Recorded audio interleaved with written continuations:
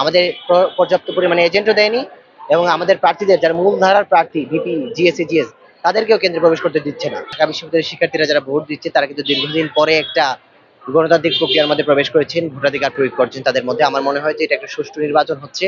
এখন পর্যন্ত সুষ্ঠু নির্বাচন হচ্ছে। সুতরাং দীর্ঘদিন যাবৎ বাংলাদেশের মানুষ ঢাকা বিশ্ববিদ্যালয়ের শিক্ষার্থীরা যে ভোটাধিকার থেকে বঞ্চিত হচ্ছিলেন, সেখানে আজকে হচ্ছে তাদের একটা রিহার্সেল, প্রাথমিক রিহার্সেল। তারা একটা গণতান্ত্রিক প্রক্রিয়ায় প্রবেশ করলেন। এই জন্য আমি ঢাকা বিশ্ববিদ্যালয়ের শিক্ষার্থীদের অভিবাদন জানাই এবং আমরা মনে করি তারা সুষ্ঠুভাবে তাদের ভোটাধিকার প্রয়োগ করবেন, তাদের যোগ্য প্রার্থীকে তারা বাছাই করে নেবেন।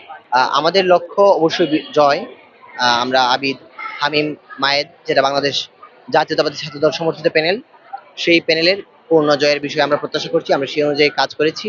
শিক্ষার্থীদের কাছ থেকে সেই অনুসারে আমরা রেসপন্স পেয়েছি। আমরা মনে করি আজকে ব্যালটের মাধ্যমে তার বহিঃপ্রকাশ ঘটবে। নির্বাচন যারা করছেন তাদের সবারই কেন্দ্রে প্রবেশ করে ভিজিট করার অধিকার দেওয়া উচিত ছিল বা অ্যাক্সেস দেওয়া উচিত ছিল, কিন্তু বিশ্ববিদ্যালয় প্রশাসন আমাদের পর্যাপ্ত পরিমাণে এজেন্টও দেয়নি এবং আমাদের প্রার্থীদের যারা মূলধারার প্রার্থী ভিপি, জিএসসি, জিএস তাদেরকেও কেন্দ্রে প্রবেশ করতে দিচ্ছে না।